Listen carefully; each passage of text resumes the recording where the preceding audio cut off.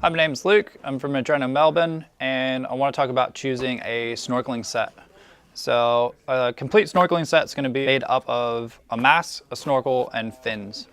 The first things to look at is typically there's sizes that differ in or within a set. So small, medium, and large, something like that. It has to do with the fins and nothing to do with the mask and snorkel. But things you might consider is how the mask fits you first. So you want to find a kit that's going to fit you and not flood, and that's definitely going to make it worthwhile. So come into our store and feel free to actually unpack some of these masks and try them on to your face and just make sure that they're comfortable, give a good field of view, and that you're pretty confident that they're not going to leak for you when you're away on holidays. After that, do check out the snorkels and just how they're designed. Most snorkels will have a purge at the bottom that any water that goes into the snorkel, you can blow and it'll just come out the bottom there. And then most of them have just a standard splash guard, but there is some that have dry valves on top, meaning that if you do go underwater, it'll close and keep this completely dry. So there are some differences between packs, but you can check that out.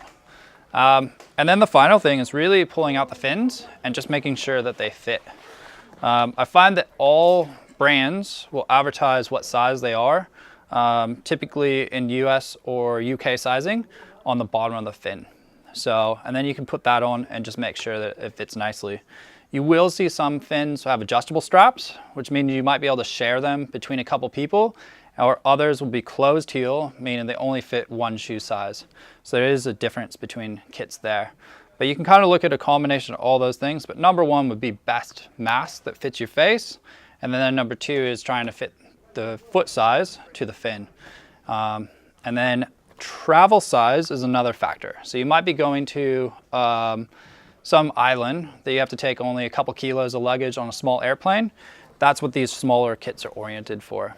But if you're just driving around the country, snorkeling different places, you might actually have enough space for bigger fins, which would be more powerful and get you farther off the beach or through currents, things like that. So the real small type of fins are good for flying, not taking up too much of your luggage, but they're really oriented for like that flat water beach with no waves and no currents. So just a couple things to consider for you. Have a fun time on your holiday.